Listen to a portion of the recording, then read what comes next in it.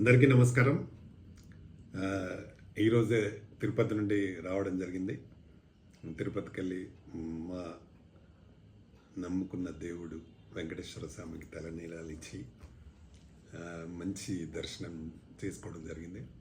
Vaikuntha Ekadashi last day వెళ్ళి దర్శించుకున్నాము. చాలా చాలా మంచి దర్శనం జరిగింది.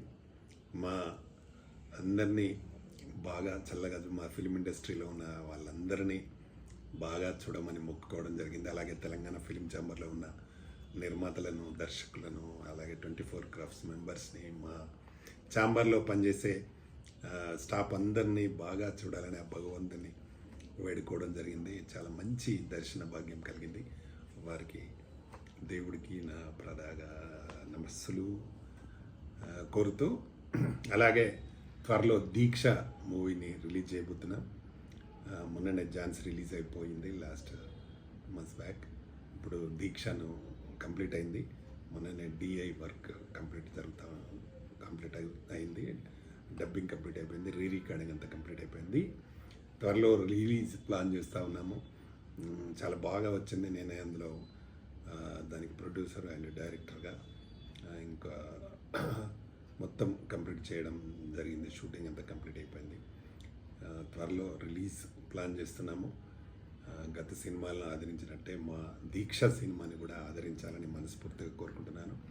దానిలో ఎక్సలెంట్ ఒక సాంగ్ నంది నంది అనే ఒక సూపర్ సాంగ్, ఇప్పటికీ ఎవ్వరు కూడా చేయనటువంటి నంది పైన సాంగ్ అక్సా డి విన్నర్ అమ్మాయి అక్సా ఖాన్ అండ్ మా కిరణ్ కుమార్ పైన చేయడం జరిగింది. సూపర్గా వచ్చింది.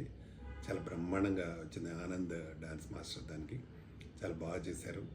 సూపర్ అండ్ పెద్ద హిట్ అవుతుంది. అది మా తిగల కృష్ణారెడ్డి గారి కాలేజీలో మంచి పార్క్ బ్యాక్గ్రౌండ్లో చేయడం జరిగింది. చాలా అందంగా అద్భుతంగా వచ్చింది.